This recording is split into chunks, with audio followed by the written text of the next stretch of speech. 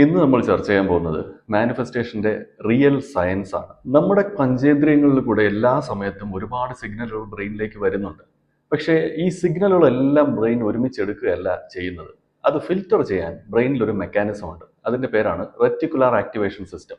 ഈ reticular activation system വഴി free ആയി കടന്നു വരുന്ന ചില സിഗ്നലുകളുണ്ട്. അതിലൊന്നാണ് സർവൈവൽ. ഒരു അപകടം വരുന്നു എന്ന് വിചാരിക്കുക, ആ സിഗ്നൽ ഒരു തടസ്സവും കൂടാതെ ബ്രെയിനിലേക്ക് റെറ്റിക്കുലർ ആക്ടിവേഷൻ സിസ്റ്റം പാസ് ചെയ്യും. ഇത് കഴിഞ്ഞ രണ്ടാമത്തെ പ്രയോറിറ്റി സ്ട്രോങ് ഇമോഷൻസിനാണ്. വളരെ സങ്കടകരമായ ഒരു സാഹചര്യം അല്ലെങ്കിൽ വളരെ സന്തോഷം തരുന്ന ഒരു സാഹചര്യം. മൂന്നാമത്തെ പ്രയോറിറ്റി റെപ്പറ്റീഷനാണ്, ആവർത്തിച്ച് കാണുന്ന കാര്യങ്ങൾ. ഏറ്റവും ഒടുവിൽ പ്രയോറിറ്റി കിട്ടുന്നത് ക്ലാരിറ്റിക്കാണ്. വളരെ കൃത്യമായ ഒരു ഇമേജ് ആണെങ്കിൽ, ക്ലാരിറ്റി ഉണ്ടെന്നുണ്ടെങ്കിൽ അതിനെയും ബ്രെയിനിലേക്ക് കടത്തിവിടും. ഇതിൽ നിന്ന് തന്നെ നമുക്ക് കുറേയൊക്കെ മനസ്സിലായിട്ടുണ്ടാവും മാനിഫെസ്റ്റേഷൻ എന്തുകൊണ്ട് വർക്ക് ചെയ്യും എന്നുള്ളത്. നമ്മൾ മാനിഫെസ്റ്റേഷനിൽ ഉപയോഗിക്കുന്ന പല ടെക്നിക്കുകളും യഥാർത്ഥത്തിൽ റെറ്റിക്കുലർ ആക്ടിവേഷൻ സിസ്റ്റം പാസ് ചെയ്ത് ബ്രെയിനിലേക്ക് സിഗ്നൽ കൊടുക്കുന്ന പ്രവർത്തനങ്ങളാണ്. ഇനിയാണ് മാനിഫെസ്റ്റേഷനിലെ അവസാന കടമ്പ, ബ്രെയിൻ സിൻക്രോണിസിറ്റി എന്നറിയപ്പെടുന്ന ആ കടമ്പ എന്താണെന്ന് മനസ്സിലാക്കാൻ അടുത്ത എപ്പിസോഡ് കാണുക. ശാസ്ത്രീയമായ മാർഗങ്ങളിലൂടെ മാനിഫെസ്റ്റേഷൻ സാധിച്ചെടുക്കുന്നതിന് പരിത്രാണായ എന്ന ഈ യാത്രയിൽ കൂടെ ചേർന്നത്.